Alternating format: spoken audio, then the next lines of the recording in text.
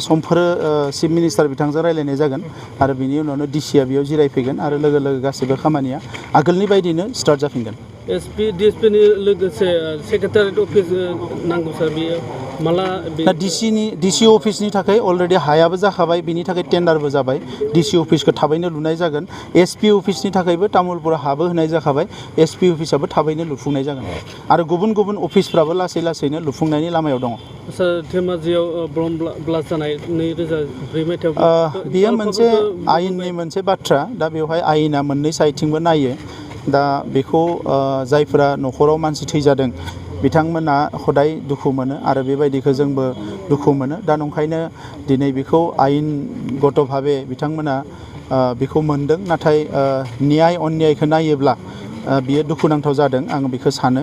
दा जियानो जा जे बे मोनसे आयेननि बिजिरनाय बेखौथ' जोङो उल्था खालामनो हाया नाथाय जाय भिक्टिम जादों बिसोरजोंबो जों अरायसम जोंनि गोथौ अननाय सिबिनाय दुखु मोननाय गोरबोनि बेखौ अरायसम लाखिबाय थानांगोन। सार एनडिबिनि गोबां केसफोरा दाबो दंबाय थायो बिखौ उइथड्र खालामनायनि थाखाय प्रसेस जाबाय थादों नाथाय केसफोरा खनसेयावनो फैजोबोखाय बेखौ हायाखै आरो माखासे हाइनेस क्राइम दङ जायखौनिखि बोखारनो होननानै बोखारनो हाया दा बिनि सायाव चिफ मिनिस्टारजों रायलायनाय जादों आरो बिथाङा थाबैनो माबा मोनसे मोजां बेबस्था लागोन होननानै बुंदों नांगौबा NIA जों रायलायगोन नांगौबा CBI जों रायलायगोन गासैजोंबो रायलायनानै बेफोर केसखौ बोखारनायनि थाखाय बिथाङा माखासे राहा लामा लादों। सार तामुलपुरावबो गोबां सुबुंनो नोटिस होनाय जादों इभिक्सन बेखौ लानानै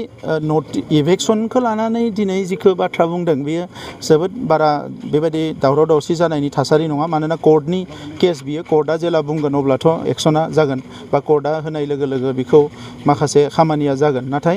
जोंनि थांखिया बिदि नङा जे सोरखौबा हुलुस थुलुस होखारनाय माबानाय बायदिसिना बेखौ लानानै जों सानाखै दा बेनिखायनो आयेनगत भाबै जेरै जायो जों बिदिनो थांगोन।